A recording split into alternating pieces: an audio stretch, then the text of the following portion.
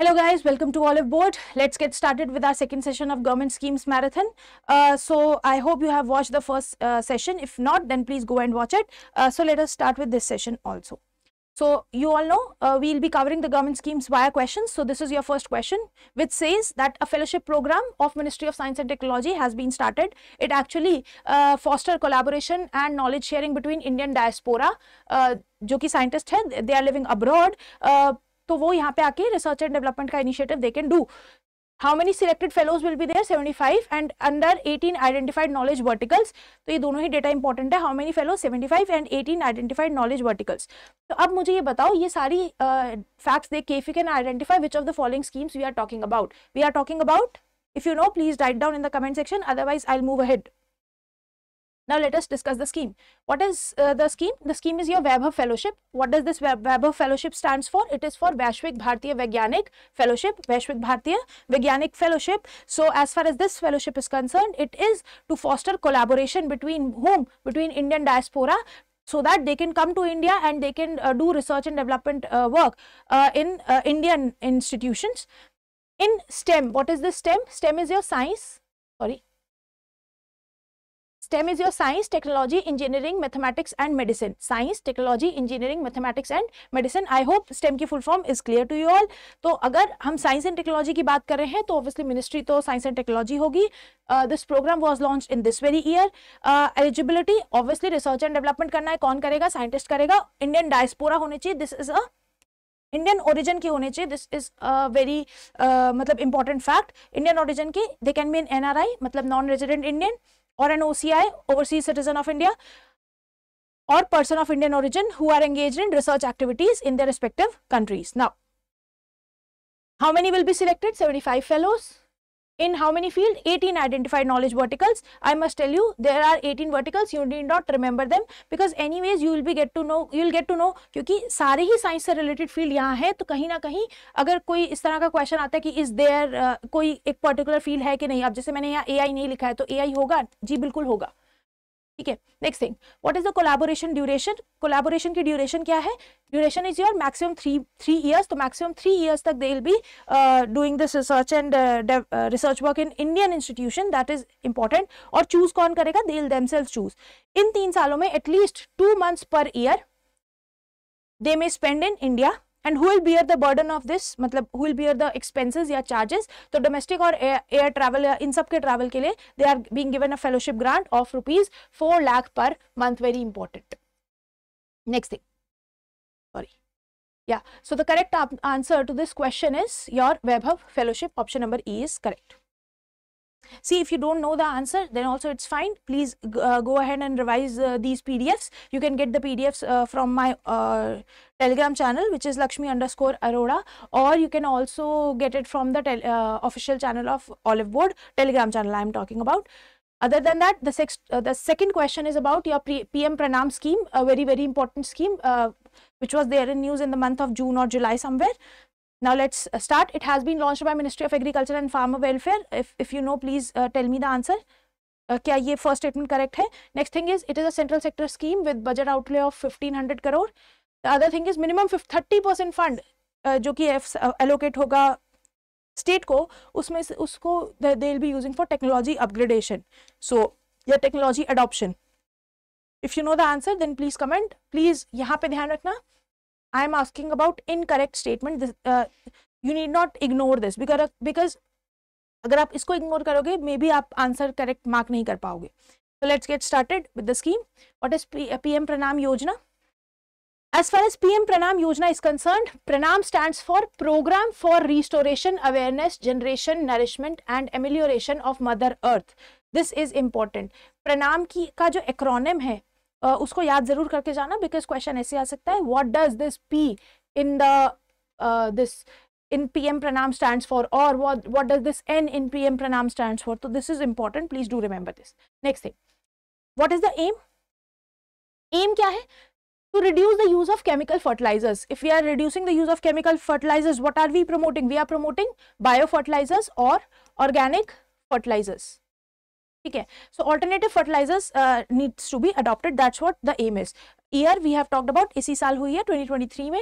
There is no separate budget under the scheme. तो जो भी अभी करंट में रनिंग स्कीम्स है रिलेटेड टू योर फर्टिलाइजर्स, उन्हीं को ही यूज किया जाएगा.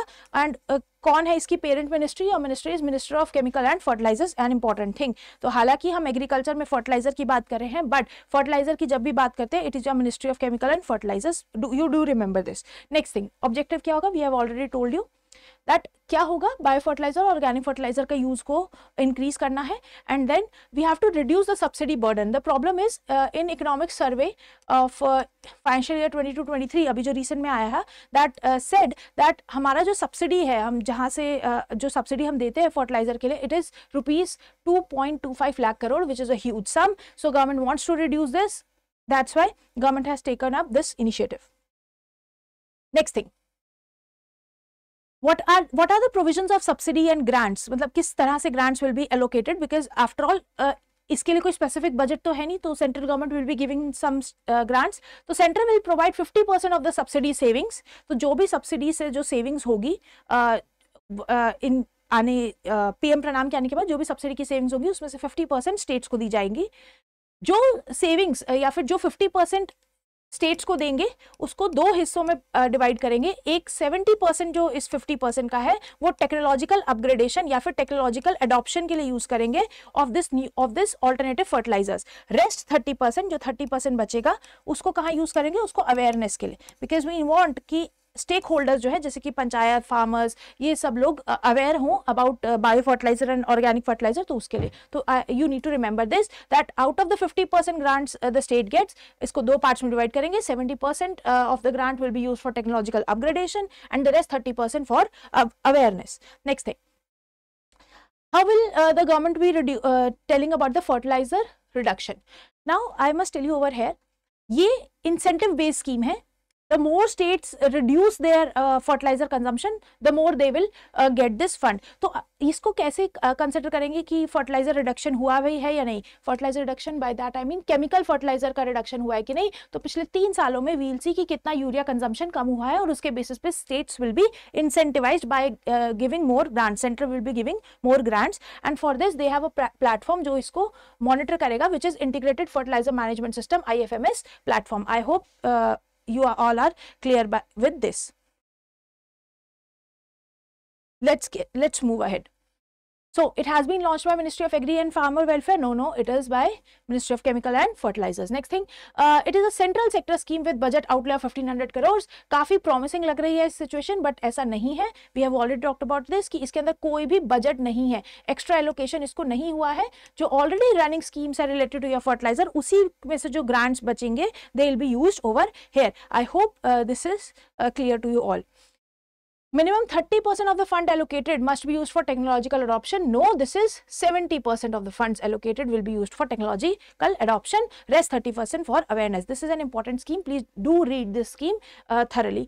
So, I have asked you the incorrect option. The incorrect option is option number E, 1, 2 and 3. Next thing. Just a minute. Yeah. The scheme is a centrally sector scheme. So I've told you this is a central sector scheme which focuses on development of end-to-end organic value chains in all 8 northeastern states. I have given you a lot of information about the schemes. It is a submission under National Mission of Sustainable Agriculture. You need to identify the year in which this particular scheme, the above mentioned scheme was launched, and also which ministry is related to this scheme. It's a pretty tough question if you don't know about the scheme, because एकदम से ये judge कर पाना it's tough, but इस level के question it is being asked in regulatory body examination. So let's get ahead and see what is the scheme all about. The scheme name is Mission Organic Value Chain Development for Northeast Region.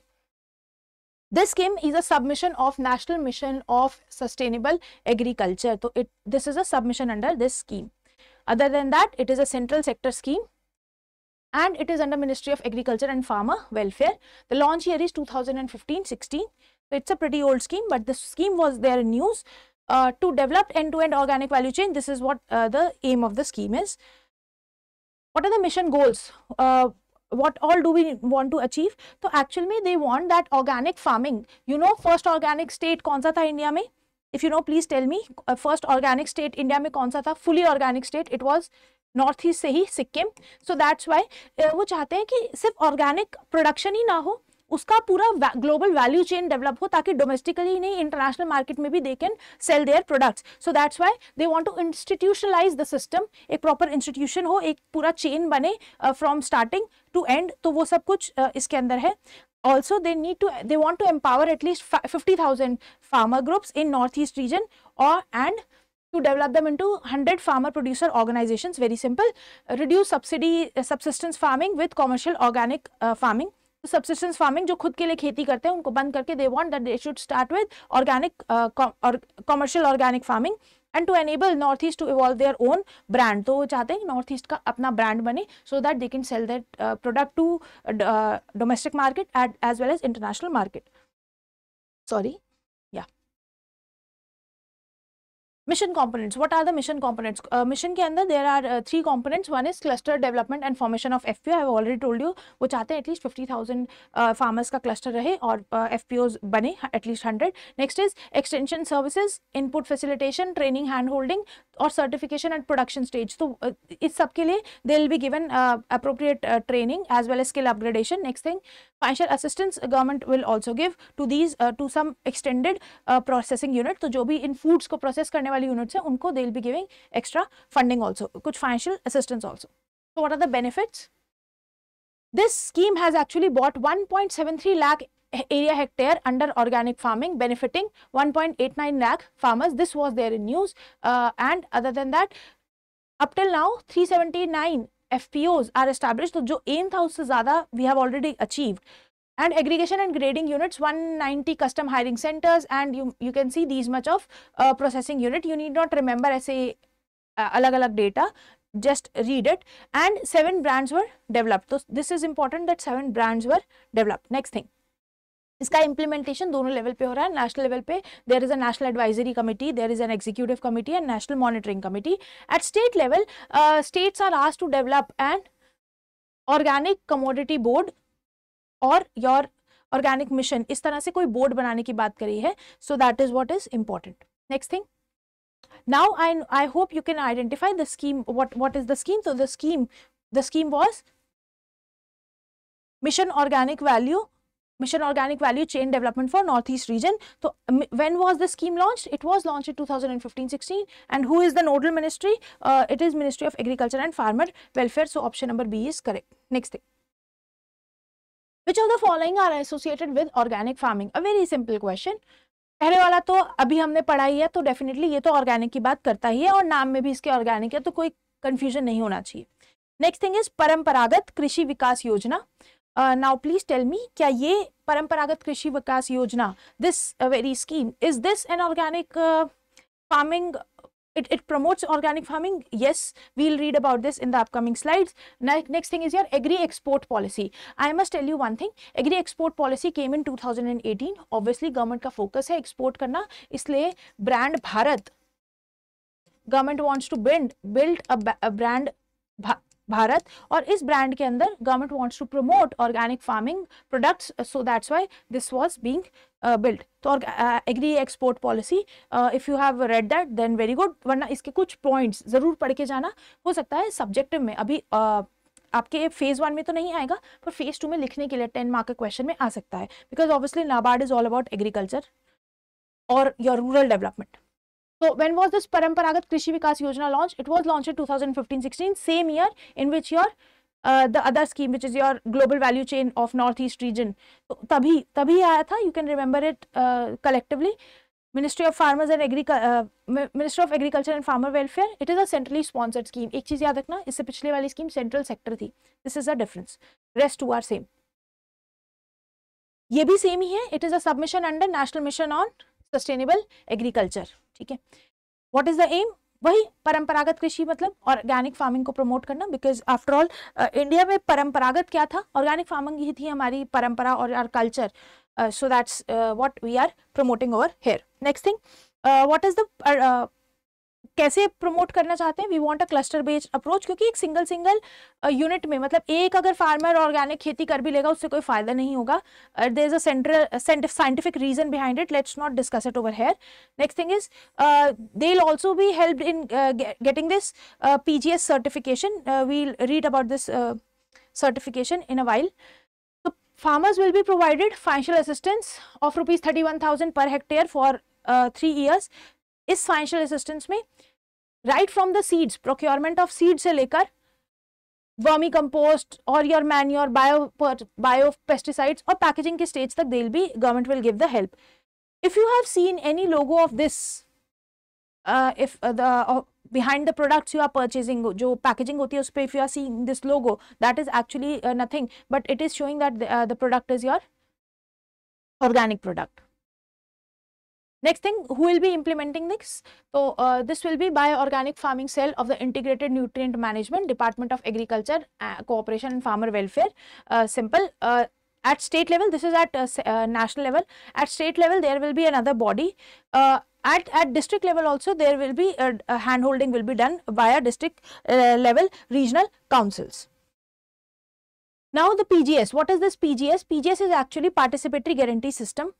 या फिर participatory guarantee certificates will be issued by farmers. अब देखते हैं कैसे issue करते हैं. First thing is certification is the form of the logo. तो certification कैसी होती है? लोगो के फॉर्म में. I have already shown you the 4 logos that were there. The certification is given by ministry of agriculture and farmer welfare. कैसे देते हैं certification? तो ये सर्टिफिकेशन सिर्फ फार्मर्स के ग्रुप, मतलब बहुत सारे फार्मर्स मिलके, या फिर अगर वो अपने आप को ऑर्गेनाइज करते हैं एज अ ग्रुप तो वो मिलके दे सकते हैं. ग्रुप किससे एक तो इंडिविजुअल फार्मर नहीं दे सकता, you need to remember this. और ऐसा ग्रुप नहीं दे सकता जिसमें 5 मेंबर से कम हो, where the members are less than 5, तो they can also not give. They are not covered under PGS which is your participatory guarantee scheme. So farmers ये खुद से ही देते हैं. और किसने ऑथराइज किया है फार्मर्स को? Authorisation is given by ministry of agriculture and farmer welfare. ये जो सर्टिफिकेशन होता है, this follows your FSSAI norms. Under which ministry does this FSSAI works? It falls under the ministry of health and family welfare. So Ministry of Health and Family Welfare FSSAI has actually released certain guidelines for the food we eat. तो उसके basis पे उसके भी कुछ norms है PGS certification को attain करने के लिए. So they are also being followed. Organic farmers have full control over the certification process. I have already told you, farmers खुद ही देते हैं. Next thing, PGS is applicable on farm activities. तो जितनी भी ऑफ फार्म एक्टिविटीज है, जो farm से निकलने के बाद अगर कोई भी एक्टिविटी हो रही है तो उसके बेसिस पे सर्टिफिकेशन नहीं होता, बिकॉज ऑब्वियसली फार्मर सिर्फ उसी चीज को कंट्रोल कर सकता है जो फार्म के ऊपर हो रही है, जैसे कि सीड्स, जैसे कि what type of manure they are using. तो बाकी जो बाद की चीजें हैं जो फार्म से निकलने के बाद हो रही है उस पर फार्मर्स का कोई बस नहीं है. देयरफॉर PGS सर्टिफिकेशन सिर्फ ऑन फार्म एक्टिविटीज के लिए होता है. You need to remember this. Next thing, इसमें से कौन सा ऑप्शन करेक्ट है? I have already told you, तीनों ही option they are correct. So तीनों all of the 3 deals with your organic farming. Next thing, a fund trust was established. They are talking about a fund trust which was established by Department of Animal Husbandry and Dairying, okay, in collaboration with Nab Sanrakshan Trustee Company Private Limited with corpus of 750 crores. I have given you a lot of information. It ensures credit guarantee to the MSMEs for easy credit access. I have already told you कि M किस लिए है? MSME को credit access देना है. अब अगर आपको पता है कि कौन सा फंड है तो please name the fund, because वो फंड पता होगा तभी आप बता पाओगे what % of credit facility extends to MSME by eligible lending institution is covered by this credit guarantee fund trust. तो इसमें से कौन सा option is correct? If you know please answer, otherwise let's go and have a look at the scheme. What does the scheme talk about? So the scheme is, or the initiative is credit guarantee scheme for livestock sector. So this is for your livestock sector. This is a credit guarantee scheme, important. तो credit को guarantee करना चाहते हैं ताकि enhance हो credit delivery system in India, especially for your MSMEs. और किस sector में? livestock के sector में. This was launched in this year only and it is under Ministry of Fisheries, Animal Husbandry and Dairying. Important scheme इसीलिए है ज़्यादा because Fisheries, Ministry of Fisheries is involved. What is the parent scheme? तो ये किस scheme के अंदर है? It is under Animal Husbandry Infrastructure Development Fund. This scheme is under Animal Husbandry Infrastructure Development Fund. Next thing, एक बार देख लेते हैं what is this AIDF fund. It is a specialized credit facility which aims at your animal husbandry infrastructure only. Next thing, it is a central sector scheme. What this scheme does, or what does this fund do, is it gives 3% interest subvention and provision of loan up to 90% of the total project cost. जैसे अगर मान लो if somebody wants to open a farm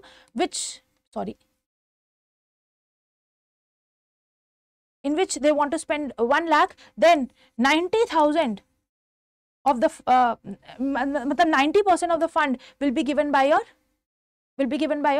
this fund only, this central sector fund, which is your Animal Husbandry Infrastructure Development Fund. An important thing that you need to remember. Next thing, so including where will you get these funds, कौन से financial institutions है, then it is your scheduled banks, your National Cooperative Development Corporation. So these are the places where you can get this fund from. Next thing, Credit Guarantee Fund Trust for operationalizing AIDF. What is this? This Credit Guarantee Fund Trust was developed by Animal Husbandry and Dairying in collaboration with NAB Sanrakshan Trustee Company Private Limited, a wholly owned subsidiary of NABARD. इसीलिए ये scheme मैं इतने depth में I am covering. Otherwise I would have left this scheme by telling you कि central sector scheme है, इसके अंदर 750 करोड़ है. आप समझ सकते हो NAB Sanrakshan Trustee Company Limited is under NABARD. That's why we are covering this in detail.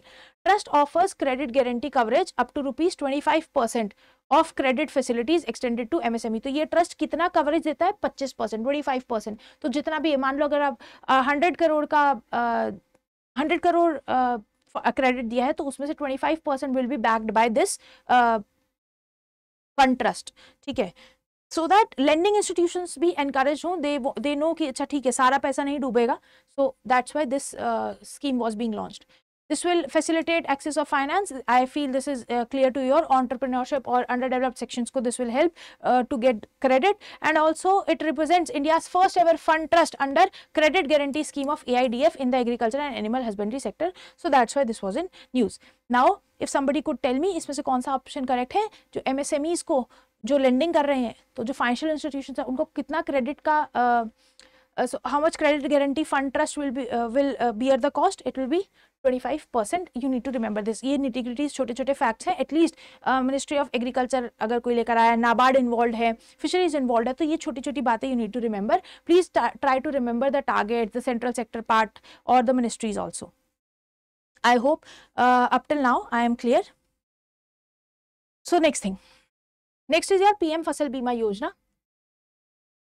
This statement, this question is about PM Fasal Bima Yojana. There are two blanks. It says that in cases where majority of the insured farmers of a notified area are prevented from sowing, planting the insured crop due to adverse weather conditions, shall be eligible for indemnity claims up to a maximum of, कितना indemnity claim maximum claim कर सकते हैं, और in the post harvest losses के बाद coverage will be available to a maximum period of, कितने time तक के लिए coverage period होती है पोस्ट हार्वेस्ट के बाद. मतलब ऐसा नहीं ना कि किसान ने रख लिया 2-3-4 साल तक उसे रखा हुआ है तो 4 साल तक के लिए देगा, नहीं. तो एक कवरेज टाइम होता है ना कि ठीक है आपने गोडाउन में आपने रखा है, पोस्ट हार्वेस्ट जो भी आपने उगाया था उसको रखा हुआ है, तो कितने दिन तक के लिए उसको इंश्योरेंस मिलेगी. सो that is what this question is asking. ये इतना डेप्थ में क्वेश्चन क्यों पूछा है? क्योंकि आफ्टर ऑल ये PM फसल बीमा योजना है, और anything which is related to your agriculture is automatically important. Launch year important, please remember. Budgetary outlay इस साल के लिए it is 13,625, very very important. Ministry I hope ये तो आप जज कर ही लेंगे. Objectives easy, financial support देना है. फसल बीमा मतलब इंश्योरेंस कर रहे हैं तो फाइनेंशियल सपोर्ट दे रहे हैं. बर्डन जो फार्मर्स के ऊपर बर्डन है उसको कम करेंगे, और ताकि जब ये बर्डन कम होगा तो फार्मर्स अपना जो पैसा है, अपनी सेविंग्स है, वो कहाँ लगा सकते हैं? एग्रीकल्चर प्रैक्टिसेस को और रिफाइन करने के लिए, bringing better advancements in their agriculture. What are the features? So implemented by state governments in partnership with central government.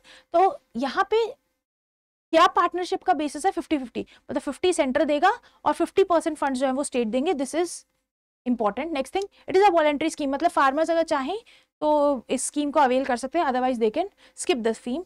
Skip the scheme, ये टेनेंट और शेयर क्रॉपर्स के लिए भी है, this is important. Earlier when the scheme was launch it was involuntary, मतलब everyone has to register, but अभी ये voluntary है. Next thing, premium rates are as follows. What are the rates? तो rates भी you need to remember. खरीफ के लिए it's 2%, राबी के लिए 1.5%, and your annual commercial and horticulture crops के लिए it is 5%. Please remember this. Next, farmers can claim crop loss to natural calamities, pest, disease are settled quickly and efficiently. तो farmers इन सब के लिए claim ले सकते हैं. What are the risk covered? तो risk में yield losses, अगर yield कम होती है due to various factors like I have noted it down, you can read it. तो जो भी natural reasons या फिर cyclone, typhoon, tempest और इन सब की वजह से होते हैं, they can actually get a benefit. Next thing, in cases where majority of the insured farmers to a notified area have intent to sow plant and incurred expenditure for the purpose are prevented from sowing the insured crops due to adverse weather conditions, उनको भी indemnity claim मिलेगा. Up to what? This is what the question I was asking. कितना indemnity claim मिलेगा? Up to 25% of the sum insured. तो अगर वो नहीं grow कर पाते, in that case उनको कितना indemnity मिलेगा? Up to 25%. Next thing, in post harvest losses coverage will be available up to the maximum period of 14 days. Important, कितने दिन तक? 14 days तक. तो मतलब ऐसा नहीं कि साल 2 साल तक रख सकते, नहीं, only up till 14 days. Next thing, for certain localized problems, loss damage resulting the occurrence of identified location risk like hailstorm, landslide, etc. Inundation effects in isolated farms in the notified area would also be covered. तो मतलब अगर छोटे छोटे pockets में भी अगर losses हो रहे हैं, in that also the this scheme will cover that part as well. इसको थोड़ा अच्छे से पढ़ लेना, this can be important. Depth में थोड़ा अच्छे से इस स्कीम को पढ़ के जाना. Next thing, we have already talked about this winds in a PIB session very recently. So that was also there in news that winds portal आया है. Winds portal is basically to tell what are the weather patterns. और इसी के लिए अभी recent में एक winds manual निकाला था. winds manual, क्योंकि winds portal को use करना I feel government को लग रहा था use नहीं कर पाएंगे farmers, therefore they come up with this winds manual which will help farmers to actually use this data driven portal. ये data driven portal tells about the various weather activities or upcoming, it actually tells farmers or aware farmers about the upcoming weather events so that farmers are well prepared and they can mitigate the risk. Next thing is Yes Tech yield estimation system based on technology manual. So this is actually to enable accurate yield assessment at Gram Panchayat level. So at every Gram Panchayat level, this technology will estimate the approximate yield. इसको याद कर लेना, yes की full form है yield estimation system. ऐसे मत लिखाना कि वो येस बैंक की स्कीम है. So please be aware. Provides guidance and methodologies for implementing a technology driven yield estimation system developed and tested extensively in 100 districts of India. That is important. कितने districts में इसको test किया है? It is tested in 100 districts. Next thing, what is AIDE? ये सब फसल बीमा योजना के अंदर ही है. छोटे छोटे इनिशिएटिव्स लॉन्च करते रहते हैं ताकि फार्मर्स में अवेयरनेस बढ़े और थोड़ा प्रेडिक्शन एक्यूरेट हो. So for AIDE it is app for intermediary enrolment Sahayak mobile app. These are basically insurance intermediary app ताकि जो फार्मर्स है वो इजीली एनरोल कर पाए अंडर फसल बीमा योजना, ताकि डोर टू डोर एनरोलमेंट हो पाए, मतलब फार्मर्स को ना आना पड़े, सरकार फार्मर्स के डोर तक पहुंचे. That is what this AIDE mobile app, AIDE Sahayak mobile app will do. Now please tell me the answer. I have already told you indemnity claims up to कब कहाँ कितने तक है? 25%. और कितने दिन के लिए पोस्ट हार्वेस्ट कब कहाँ तक है? 14 days. Very very very important, please इसको याद करके जाना. Next thing, consider the following statements about National Mission for Edible Oil, Oil Palm. National Mission for Edible Oil, Oil Palm. बहुत न्यूज में था ये. Please tell me, it aims to boost crude palm oil production to 20 lakh tons by 2025. Is this statement correct? क्या वो सही में 20 lakh tons करना चाहता है by 2025? It is a viability cap funding up to October 2037 guaranteed by central government. It incentivizes oil palm production in northeastern states and island union territories only. Which of the above statement is correct? इस part पे हमेशा ध्यान देना कि correct पूछ रहा है या इनकरेक्ट पूछ रहा है. If you know please tell me the answer, else we'll move ahead. So the scheme was launched in 2021. देखो एक पेपर पेन लेकर बैठा करो और जब भी क्वेश्चन आता है ट्राई टू अटेम्प्ट इट. अगर तो आता है तो वेल एंड गुड, नहीं आता तो wait, we'll have a discussion over that. Ministry of agriculture and family welfare outlay is 11,040 crore. Important, please इसको याद कर लेना, लॉन्च ईयर भी याद रखना। ऑब्जेक्टिव क्या है? पाम ऑयल की प्रोडक्शन को इंक्रीज करना, क्योंकि हम मैक्सिमम पाम ऑयल जो है अपने इंडोनेशिया फॉरेन से एक्सपोर्ट करते हैं। अब प्रॉब्लम क्या हुई थी कोविड के टाइम पे? हमारे यहाँ पे आपको पता होगा ऑयल प्राइसेस एकदम शूट अप हो गए थे। क्यों? क्योंकि इंडोनेशिया में फार्म लेबर्स की कमी हो गई थी। तो गवर्नमेंट थॉट कि हम बाहर से क्यों इंपोर्ट करते हैं, हमारे पास नॉर्थ ईस्टर्न में एम्बिएंट टेम्परेचर क्लाइमेट कंडीशन से हम वहीं ग्रो कर लेते हैं, तो इससे हमारे इंपोर्ट कॉस्ट भी कम होगी। तो that's why this scheme was introduced. इसका प्रोडक्शन कितना करना चाहते हैं? 11.20 lakh tonne by 25-26। Next thing, what are the features benefits? क्या हो गए? Aatmanirbhar Bharat, as I already told you, Indonesia से हम नहीं लाना चाह रहे थे बिकॉज उस सप्लाई साइड कंस्ट्रेंट हो गए थे, जिसकी वजह से यहाँ पे ऑयल के प्राइसेस एकदम राइज कर गए थे। So that's why to control that we want कि हम खुद ही सेल्फ सफिशिएंट हो, आत्मनिर्भर। ensures fair practices to farmers for their fresh fruit bunches through a simplified pricing formula and industry procurement assurance. Until October 2037, central government will compensate farmers with a viability gap payment in the industry pays below the viability price, ensuring farmers economic well-being. तो मतलब up till October 2037 मान लो कि अगर farmers को industries ठीक से पे नहीं करते हैं, in that case central government will bear the burden, और जो गैप होगा फंडिंग में जो गैप होगा वो government will provide. This is what government is telling. तो मतलब फार्मर्स को नुकसान नहीं होगा, they can go ahead and actually produce this oil palm. Next thing, recent में एक मेगा प्लांटेशन ड्राइव हुई थी in this year, July and August. That's why this scheme was again in news. वरना 2021 में this scheme was already being launched. Collaborative effort था इसमें state government का और major oil palm processing companies का। Participating states कौन थे? So these were the states that were participating. Please have a look at these states. They can be asked. तो इनको थोड़ा लोकेशन के हिसाब से याद रखना, जैसे Andhra Pradesh, Telangana, they are near. Then Tamil Nadu, Odisha, Karnataka. तो कर्नाटक, आंध्र प्रदेश, तेलंगाना, तमिलनाडु, ओडिशा, गोवा, असम, त्रिपुरा, नागालैंड, मिजोरम, अरुणाचल प्रदेश और बहुत सारे दूसरे स्टेट्स। तो नॉर्थ ईस्टर्न स्टेट्स में कितना है? More than 750 hectares in Assam, this is Arunachal Pradesh, Tripura, Mizoram and Nagaland. Basically ये वो स्टेट्स हैं जो भी पार्टिसिपेट कर रहे हैं जहाँ पे आप पाम ट्री को ग्रो कर सकते हो। Other thing is major practising companies are Patanjali, Godrej, Agrovet and 3F. So please now tell me the answer, which of the following statement is correct? ये जो ऊपर तीनों स्टेटमेंट थी, इसमें से कौन सी स्टेटमेंट करेक्ट है? तो it aims to boost crude oil production to 20 lakh tons by 2050. Is this statement correct? I have already told you कितना बूस्ट करना चाहते हैं, कितना बूस्ट करना है? 11.20 lakh tons by 25-26. So therefore first option is incorrect. Next thing, second statement is correct. Third statement, it is for north eastern states and union territories only. नहीं, अभी हमने देखा आंध्र प्रदेश है, तेलंगाना है, ओडिशा है, वो थोड़ी नॉर्थ ईस्ट में आता है, ना ही यूनियन टेरिटरी है। तो this statement is also incorrect. Only statement number 2 is correct, so option number B will be the correct. So now the next scheme is related to which of the following statement is or are correct about Mishti initiative. So when I talk about this very Mishti initiative, the first statement says it has been launched by Ministry of Environment, Forest and Climate Change in the year 2023. Next thing, it aims to restore all Ramsar sites with budgetary outlay of rupees 110 crores. Next thing is it also considers private sector participation importance in the conservation efforts. So मतलब यहाँ पे क्या PPP model है, private sector का participation है. These are the 3 statements. Please try to attempt the answer. इससे पहले अगर किसी को पता है ये मिष्टी स्कीम किसके लिए, स्पेसिफिकली किसके लिए है, किसके रिस्टोरेशन के लिए है, please tell me. Moving ahead, Mishti stands for Mangrove Initiative for Shoreline Habitats and Tangible Incomes. Full form इस एक्रोनिम की याद कर लेना, पूछ सकते हैं what does this M stands for in Mishti.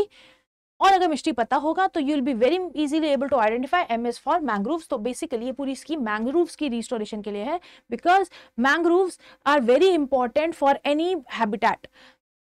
Year of launch this year only, budget इसी year budget में this was launched. Duration is 5 years. You need to remember this. मतलब ये स्कीम 27-28 तक रहेगी. मिनिस्ट्री तो it's very easy, मैंग्रोव्स है तो ministry of environment forest ही होगा. Next thing, what is the funding? तो government covers 80% of the project cost. तो 80% प्रोजेक्ट कॉस्ट की कौन कवर करता है? Central government. While the state governments remaining 20% contribute करते हैं। तो आप देख सकते हो हालांकि ये सेंट्रल सेक्टर स्कीम नहीं है, पर सेंट्रल स्पॉन्सर्ड का जो 60:40 का रेशो होता है वो भी फॉलो नहीं कर रही है। अभी हमने 2 स्कीम ऐसी पढ़ी है जहां फॉलो नहीं होता है। Please do remember these things then, क्योंकि ये सेंट्रल स्पॉन्सर्ड स्कीम जिसमें 60-40 का कॉन्ट्रीब्यूशन रहता है उसको फॉलो नहीं कर रहा है। तो यहाँ पे थोड़ा सा अलग पैटर्न है, इसलिए ये ऐसे फैक्ट हो तो इसको स्पेसिफिकली नोट डाउन कर लीजिएगा जहां पे भी आप इसको लिखते हैं, वरना इस अगर आप इसका पीडीएफ डाउनलोड करके पढ़ेंगे तो इसको हाईलाइट कर लेना।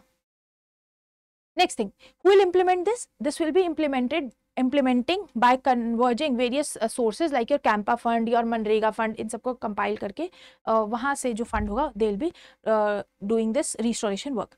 Objective तो we have already covered. Area, कितना एरिया है इंडिया में? 540 square feet which is spread across 9 states and 4 union territories. Please if you can go and find out what all 9 states are there and what all 4 union territories are there, that will be really amazing. Next thing, what are the main features? So as far as this features is concerned, it shares the best practices on plantation techniques, conservation management through public-private partnership. Next thing is it conducts awareness campaigns on mangrove importance for environmental protection, and it develops mangrove associated ecotourism initiatives important. Obviously mangrove बचाएंगे तो हमारा ecosystem भी promote होगा, tourism promote होगा।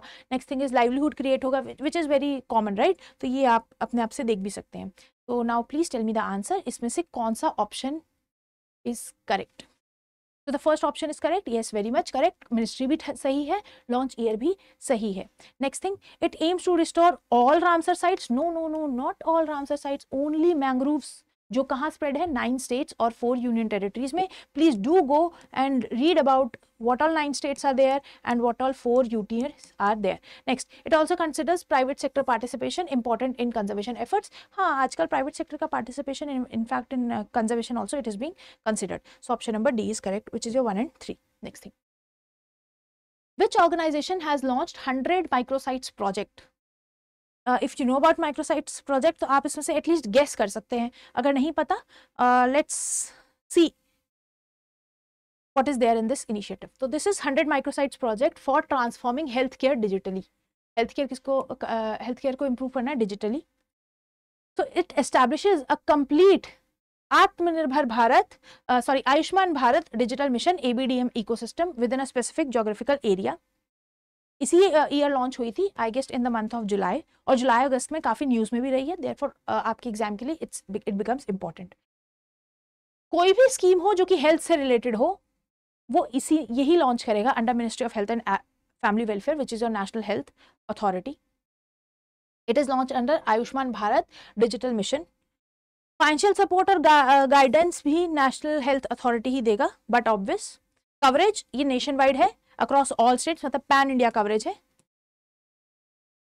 Next thing, what are these microsites? ये microsites क्या है? It is a cluster of small mid-sized healthcare facilities.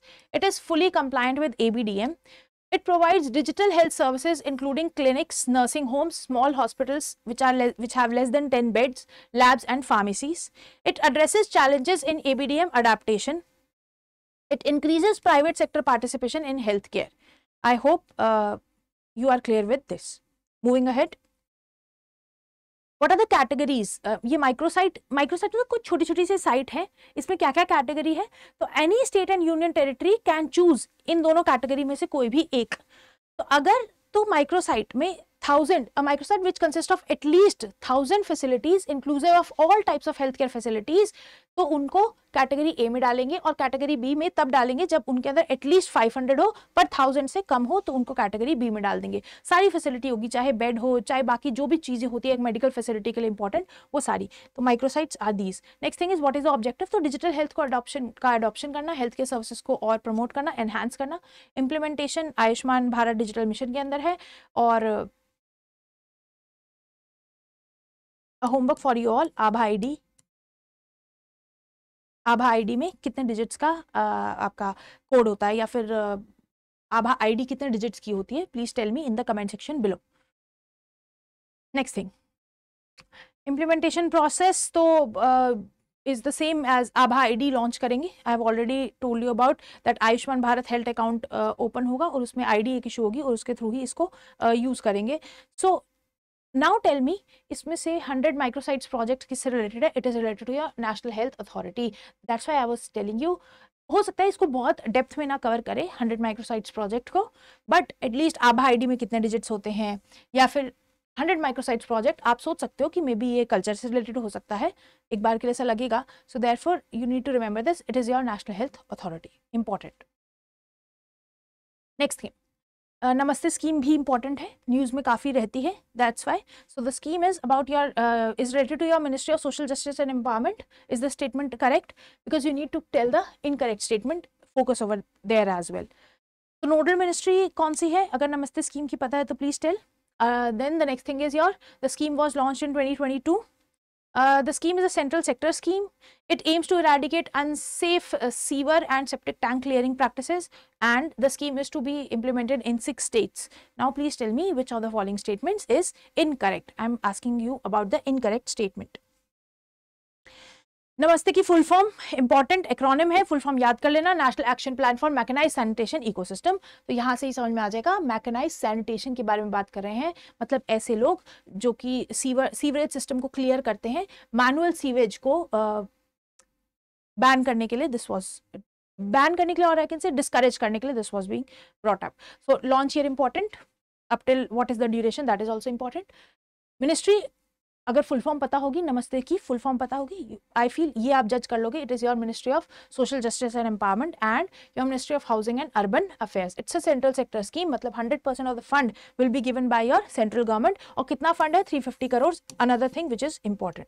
Next thing, AIIMS क्या है? वही अनसेफ जो सीवर और सेप्टिक टैंक क्लियरिंग है, मैनुअल स्कैवेंजिंग है, उसको डिस्करेज करना। कवरेज कितना है? More than 4,800 urban local bodies. And who will be implementing this? It will be implemented by National Safai Karamcharis Finance and Development Corporation, which is NSF, NSK FDC. Important. Next thing, expected outcomes क्या है? What will be the outcomes? Actually, Government of India wants that there should be zero fatalities. Next thing, no sanitation workers should come in direct contact, और अगर ये कोई sewage clearance का कोई काम कर भी रहा है तो प्रॉपर किट पहन के करे, एंड ऑल्सो स्किल्ड वर्कफोर्स होनी चाहिए, और स्किल नहीं है तो उनकी स्किलिंग करवाने के लिए भी government is helping them.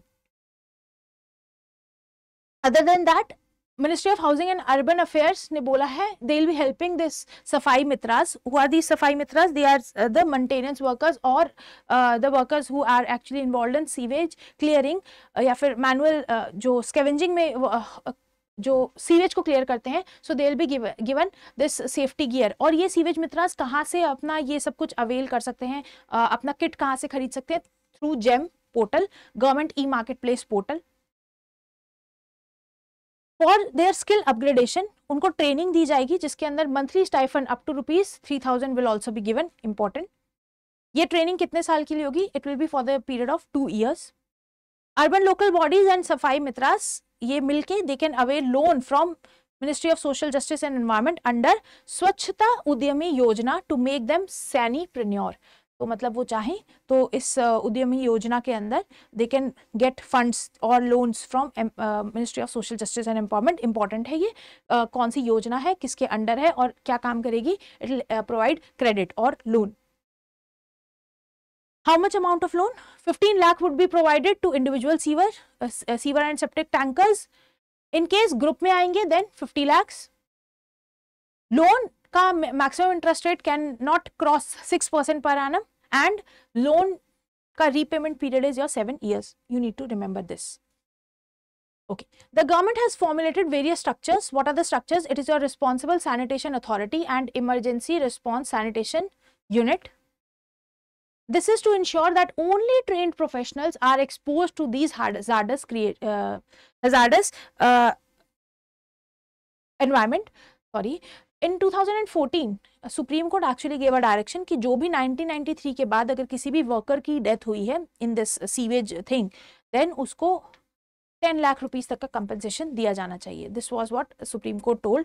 Question में आएगा नहीं, ऑब्जेक्टिव क्वेश्चन में आई डोंट फील ये स्टेटमेंट पूछी जाएगी, but if the scheme NAMASTE scheme के बारे में you have to write a short note, then if you write this it will actually boost your answer. ऐसा लगेगा खाली स्कीम के बारे में ही नहीं जानते, इससे पीछे बैकग्राउंड में क्या चल रहा था, you also know that thing as well. Next thing, with respect to Namaste scheme which of the following statement is और आर इनकरेक्ट। नमस्ते स्कीम से रिलेटेड इसमें से कौन सी स्कीम जो है वो इनकरेक्ट है? अब I feel you can tell me. तो क्या ये स्कीम सिर्फ 6 स्टेट्स में है? नहीं, नमस्ते स्कीम है, इतनी इंपॉर्टेंट स्कीम है, क्यों 6 ही स्टेट्स में होगी? पैन इंडिया होगी ना, that's why this is incorrect. Next thing, with respect to Pradhan Mantri Jan Dhan योजना, very very important scheme, 9 साल इसके पूरे हुए हैं, 9 years the scheme has completed. This scheme was there in news also. Government ने अभी रिसेंटली PIB में बहुत बड़ा आर्टिकल लिखा था जिसके ऊपर इसकी डेवलपमेंट्स क्या क्या कितनी डेवलपमेंट हुई है इस 9 सालों में, वो सब कुछ that was there in the scheme, in the document. So now let us discuss about the scheme. These are the 4 statements about the scheme. Now please tell me which of the above statement is correct. तो correct statement बतानी है. First statement says age limit for availing overdraft facilities 18 to 65 years. Is this correct? Age limit is 18 to 65 years. And accident insurance cover up to rupees 2 lakh to Pradhan Mantri Jan Dhan Yojana accounts. More than 50% account opened under the scheme belongs to women. And the average number of accounts opened have increased, but the average deposits have reduced. Is this statement correct? If you know, please tell me the answer. देखो ये scheme important है, ये scheme आपके phase 2 में subjective में भी आ सकती है। आपको पता होगा नाबार्ड एक स्कीम पर्टिकुलर क्वेश्चन भी पूछता है और पिछले 2 सालों से एक ना एक स्कीम पूछा है। इनफैक्ट नाबार्ड ही नहीं, RBI भी पूछता है, जैसे कि रिटेल डायरेक्ट स्कीम के बारे में पूछा था। ऑब्वियसली RBI की स्कीम है तो पूछ भी सकता है डेप्थ में। सो देयरफॉर प्रधानमंत्री जन धन योजना, very important, a flagship initiative. That's why this was in news. If you know the answer, please write it down in the comment section. Otherwise, I'll move ahead. PM Jan Dhan Yojana, it is to ensure financial services, namely banking, saving and deposit accounts, remittances, credit, insurance. तो मतलब हर चीज को they want to ensure that everyone gets this financial services. Financial inclusion की बात करता है. Launch year very important 2014. फिलहाल more than 50 crore beneficiaries banked under प्रधानमंत्री जन धन योजना since its inception, और अभी तो this figure has also crossed. Next thing, this scheme was brought in 3 phases. First phase था 2014 से 15 तक. इसमें बेसिक अकाउंट्स खोलने थे और रुपए डेबिट कार्ड इशू करने थे, और इसमें एक इनबिल्ट एक्सीडेंट इंश्योरेंस था up to ₹1 lakh. In second phase, which was from August 2015 to 18, micro insurance या माइक्रो पेंशन देने की बात करी थी to unorganized sector as well through business correspondents. Then phase 3 was launched because after a huge success, then after 2018, government का focus ही shift हो गया. Government said that we'll go for every household to every unbanked adult. पहले हर एक घर में एक bank account का होना जरूरी था, अब हर एक घर के हर एक मेंबर, हर एक एडल्ट के पास एक बैंक अकाउंट का होना जरूरी है. This is what this special feature of third phase is. कोई भी आंसर लिखो, बैंकिंग फाइनेंशियल इंक्लूजन, ये लाइन, ये टैगलाइन लिख सकते हो प्रधानमंत्री जन धन योजना की, every household to every unbanked adult. Beautiful tagline. Next thing, existing overdraft facility 5000 पहले थी, इट वाज इंक्रीज टू 1000, और अगर कोई 2000 तक का ओवरड्राफ्ट लेता है देन विदाउट एनी कंडीशन या फिर विदाउट एनी कंडीशंस अटैच्ड, उसको वो 2000 तक का overdraft they will be giving. Age limit को रिवाइज किया था, earlier the age limit was 80 to 60 years, फिर उसको रिवाइज करके 80 to 65 years. You need to remember this. कौन सी एज के लोग ओवरड्राफ्ट ले सकते हैं, who all can avail. Accident insurance coverage, earlier it was 1 lakh, then it was increased up to 2 lakhs. Important. Next thing, what are the benefits? What are the benefits under the scheme? I have already told you. No minimum balance, रुपए card, तो मतलब inclusion, digital inclusion आसान है ना. Cashless economy को promote कर रहे हैं. एक्सीडेंट कवरेज भी दिया है, and overdraft facility is also there. You need to remember this. कितना किसको और कितने तक का ओवरड्राफ्ट अवेलेबल है, और अगर बिना कंडीशन का ओवरड्राफ्ट कहाँ तक है, ₹2000. प्लीज इसको याद कर लेना. नेक्स्ट थिंग, और क्या बेनिफिट्स हैं, तो डीबीटी डायरेक्ट बेनिफिट ट्रांसफर इन अकाउंट्स में हो जाता है, और प्रधानमंत्री जीवन ज्योति बीमा योजना, सुरक्षा बीमा योजना, अटल पेंशन योजना, मुद्रा स्कीम, इन सब में दीज प्रधानमंत्री जन धन accounts have actually helped. Next thing, 9 अगस्त की न्यूज थी in your PIB. What it said was 55.6% Jan Dhan account, पहले तो उसने बोला 50 करोड़ जनधन अकाउंट 9 अगस्त तक हैव बीन ओपन्ड. इसमें से 55% मतलब above 50% account are of women specifically. Rest if I would say कि जितने भी अकाउंट खुले हैं उसमें से 66.7 मतलब 2/3 ऑलमोस्ट जो अकाउंट्स है वो रूरल और सेमी अर्बन एरियाज में हुए हैं. That shows financial inclusivity. Pradhan Mantri Jan Dhan accounts have grown 3-fold. Accounts बढ़े हैं, मतलब number of accounts opened by individuals have increased. Total deposits have also increased by 13 times. तो अकाउंट्स भी बढ़े हैं और नंबर ऑफ डिपॉजिट्स भी बढ़े हैं, मतलब इसके अंदर लोगों ने पैसा ज्यादा डालना शुरू किया. मतलब every house hold is now using their bank accounts, ज्यादा यूज कर रहे हैं. That is what it is showing. ज्यादा कोई बैंक अकाउंट यूज कर रहा है, इसका मतलब क्रेडिट सिस्टम में या फिर फाइनेंशियल सिस्टम में जो इंक्लूजन है वो भी कहीं ना कहीं बढ़ रहा है. Next thing is average deposit per account has increased to rupees 4063, which is also commendable. Deposit per account has increased. I have already told you. Next thing, RuPay card भी ज़्यादा issue हुए हैं. Means cashless economy is being promoted. There is an app by the name Jandan Darshak app under this scheme only. This app actually is a mobile application which provides citizen-centric platform. What it does is ये बताता है एक single touch point से कि आपके आसपास कौन कौन से बैंकिंग यूनिट्स हैं. This covers over 13 lakh banking touch points have been mapped कर रखा है इसने पूरे एरिया को. और वहाँ पे whenever you go to that and find your near about branch, तो you will get every detail कि आपके घर के आसपास कौन सा या फिर आपके लोकेशन के आसपास कौन सा बैंकिंग यूनिट है. This app is also being used for the identification of villages. इस ऐप की यूसेज से government has try to identify कि अगर कोई ऐसी जगह है जहाँ 5 किलोमीटर के अंदर अंदर कोई भी बैंकिंग आउटलेट नहीं है, तो गवर्नमेंट ऐसी जगहों पे बैंकिंग कॉरेस्पॉन्डेंट्स वरना कोई छोटी सी आउटलेट खोल देती है, सो दैट फाइनेंशियल इंक्लूसिविटी और ज़्यादा हो. नेक्स्ट थिंग, जनधन दर्शक ऐप ने a total of 6.01 lakh villages को मैप किया था बाय जुलाई 2023. क्योंकि बहुत रीसेंट का है, दैट्स वाई मैंने इसको थोड़ा सा और डेप्थ में गए हैं. Out of these 99.7% total mapped villages now have at least some banking outlet within 5 kilometer radius. तो कौन से बैंकिंग आउटलेट, चाहे वो बैंक की फुल फ्लेजेड ब्रांच हो या फिर बैंकिंग कॉर्नर हो या फिर इंडियन पोस्ट पेमेंट बैंक हो, मतलब 5 किलोमीटर तक इन सभी 99.7% विलेजेस में they had some banking outlets. Important.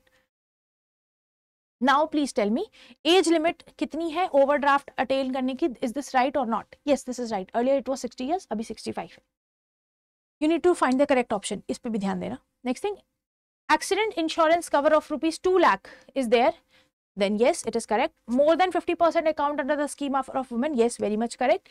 And the average number of accounts have opened have increased and deposits have also increased. तो मतलब inclusivity हुई है. As your fourth statement is incorrect. 1, 2, 3 are correct. So correct option is option number A. Okay, I feel there isn't.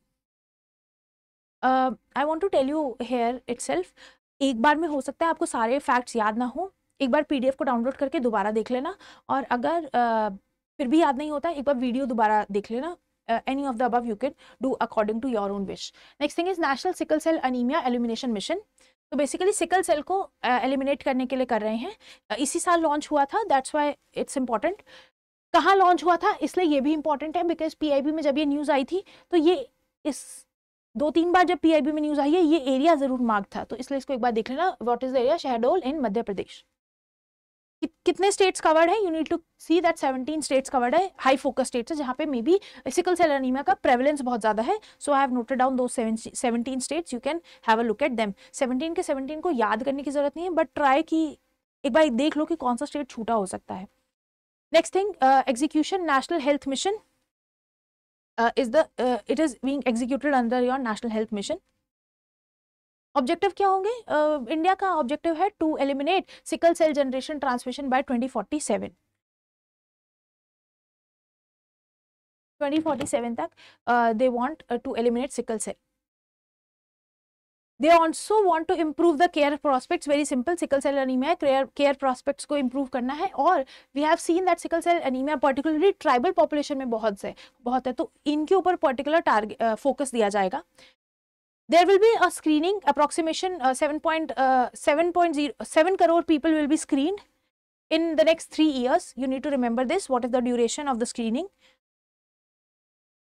Now please, okay, there is some confusion I guess. कोई बात नहीं, इसको याद कर लेना. इसमें क्या क्या याद करना है ये ईयर क्या है एलिमिनेशन का 2047। टीबी के एलिमिनेशन का ईयर क्या है, अगर किसी को पता हो तो प्लीज कमेंट सेक्शन में लिखना। स्क्रीनिंग कितने टाइम के लिए की जाए, कितने लोगों की करेंगे, ऑलमोस्ट 7 करोड़ पीपल की, कितने सालों के लिए, 3 इयर्स के लिए। This you need to remember. What is the launch year and what is the launch place, very very important. जब भी आया है पीआईबी में ये प्लेस जरूर मेंशन था। और पैन इंडिया नहीं है ये याद रखना, there are 17 high focus states. Next thing, the scheme was launched in the year 2017. It aims to skill the youth for gainful and sustainable employment in the textile sector. Important, देखो textile sector ये word important है, और वो भी कहाँ पे, organise sector में। विच of the following statement is correct about the scheme. अगर तो किसी को स्कीम का नाम पता है तो जल्दी से जाओ और कमेंट सेक्शन में लिख दो, और अगर स्कीम का नाम नहीं पता है तो आई फील इसमें से कौन सा करेक्ट आंसर है बताना थोड़ा सा मुश्किल हो सकता है। So let's start with the explanation part. The scheme is Samarth scheme, important scheme है, अभी न्यूज में थी, दैट्स वाई इसको मैंने थोड़ा सा डेप्थ में कवर किया है। Scheme for capacity building in textile sector, Samarth की फुल फॉर्म है scheme for capacity building in textile sector. It is a demand driven and placement oriented scheme, मतलब प्लेसमेंट भी कराएंगे और स्किल भी देंगे, स्किल के बाद प्लेसमेंट का भी ध्यान यही रखेंगे, कहाँ, ऑर्गेनाइज सेक्टर में। ईयर क्या है लॉन्च का, 2017। पहले 2020 में स्कीम खत्म हो जानी थी, उसके बाद इसको दोबारा से एक्सटेंशन मिला था up till 2024। Outlay is 1300 crore. Funding pattern की अगर मैं बात करूं तो the funding pattern has been revise by 5%, क्योंकि पीरियड रिवाइज किया है इसलिए फंडिंग पैटर्न को भी थोड़ा रिवीजन दिया है। Nodal ministry of textile, very easy, textile से रिलेटेड है स्कीम तो मिनिस्ट्री टेक्सटाइल ही होगी। This ministry of textile has used the skilling के लिए जो फ्रेमवर्क यूज किया है, वो सेम फ्रेमवर्क है जो कि MSDE ने बनाया है, स्किलिंग फ्रेमवर्क विच MSDE और ministry of skill development and entrepreneurship. Next thing, what all states are covered? So there are 28 states and 6 union territories. तो वहाँ पे they will be covering 157 textile industries, 16 state and government agencies and 3 sectoral organizations. That's all. Coverage तो मतलब pan India ही है लगभग से। Target is your 10 lakh persons, 9 lakh in organised and 1 lakh in traditional sector, excluding spinning and weaving. You need to remember this, मतलब पूरी जो textile की चेन है उसमें स्पिनिंग और वीविंग का part is not included. Next thing, additional target of training 75,000 beneficiaries have been allotted, क्योंकि पहले ये स्कीम 2020 में खत्म हो जानी थी, अब इसको एक्सटेंड किया है तो इसलिए इसका टारगेट भी एनहांस किया है up to by 75,000 beneficiaries. Objective क्या है, तो टेक्सटाइल सेक्टर्स में ज़्यादा से ज़्यादा एम्प्लॉयमेंट क्रिएट करना, स्किल प्रोवाइड करना, this is the major objective. Focus obviously किसी भी स्कीम का फोकस हमेशा मार्जिनलाइज्ड कम्युनिटीज या फिर SC/ST वल्नरेबल पॉपुलेशन रहती है। ये एंटायर वैल्यू चेन की बात करता है, we have already talked about this. याद रखना किसकी बात नहीं है, तो स्पिनिंग और वीविंग की बात नहीं है, very very important. Skilling upskilling करेंगे और ट्रेडिशनल सेक्टर में भी जॉब देंगे, वेरी सिंपल। इस स्कीम में not only the beneficiaries will be train but training trainers की भी होगी, तो training of the trainers. Aadhaar enabled biometric attendance system will be there in which 80% attendance is compulsory. CCTV led recording की जाएगी trainings की, ताकि ghost trainings को control किया जा सके, घोस्ट को कंट्रोल करे। And mobile app based management information system will also be there.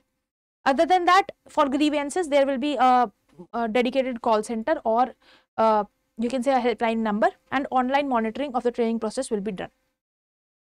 Placement की गारंटी की बात करें तो how much is the placement? Then 70% for entry level and 90% for upskilling under organized sector. So this you need to remember. While the courses in traditional sector, at least 50%, जो भी 50% होंगे उनको wage employment पे रखा जाएगा. That is what the placement guarantee this scheme gives. What are the other features? Post placement tracking will be mandatory. इस obviously placement दे रहे हैं तो पोस्ट प्लेसमेंट कितने लोगों को प्लेस रखा गया, कहीं निकाल तो नहीं दिया, या what are their salaries, wages कितनी है, तो that all will be tracked. If somebody wants self employment, लोग कहते हैं स्किलिंग हो गई, हम खुद से अपना कुछ काम खोलना चाहते हैं, इन दैट केस प्रधानमंत्री मुद्रा योजना के अंदर दे will be getting loans. Part 1 में of this marathon session I have already covered प्रधानमंत्री मुद्रा योजना, please go and see it. In addition to domain specific hard skills, program shall also provide 30 hours of soft skills. देखो खाली hard skills होने से तो कुछ नहीं होगा, अपना स्किलिंग करके टेक्सटाइल में मान लो कुछ सीख भी लिए तो नहीं फायदा नहीं होगा unless and until the person have soft skills, जैसे conversation skills या फिर क्योंकि प्लेसमेंट की बात कर रहे हैं तो प्लेसमेंट सेल में जाने के बाद you have to talk to some HR और you have to use certain computer या ये सब कुछ, तो उसके लिए soft skilling of 30 hours will also be provided. This part is important. सिर्फ हार्ड स्किल नहीं, सॉफ्ट स्किल भी दे रहे हैं. तो this was all about your Samarth scheme.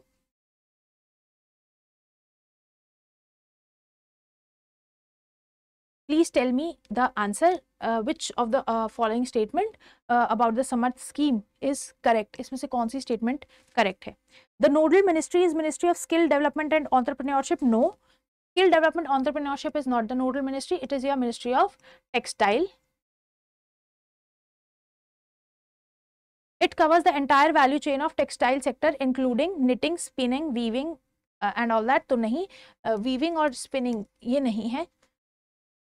For self-employment, concessional credit under Pradhan Mantri Mudra Yojana will be provided for the beneficiaries. Yes, only the third option is correct. So option number C is the correct answer.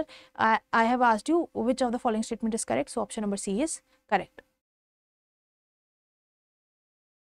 Okay, moving ahead. Next. Scheme for expansion and modernization of fire services in states. It was by Ministry of Home Affairs.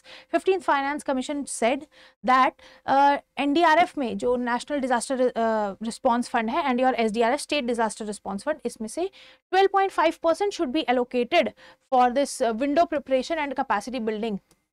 So for fire, they wanted that this much amount should be allocated. इसका total outlay है 5,000 crore. Out of this 500 crores is for incentivizing states ताकि they can actually form a legal and infrastructure based reforms. Why was this scheme in news? क्योंकि हमने देखा था recent में थोड़े coaching institutes में and other places there were many fire incidents. So that's why this was in news. States की contribution इसमें क्या रहेगी? States have to contribute 25% of the total cost of the project from their budget and northeastern states को की contribution रहेगी 10%. You need to remember this, कौन कितना contribute कर रहा है. स्कीम न्यूज़ में थी, दैट्स व्हाई इसका कवर किया, वरना एग्जाम के पॉइंट ऑफ व्यू से अगर न्यूज़ में ना रहती तो ये स्कीम शायद मैं कवर नहीं करती.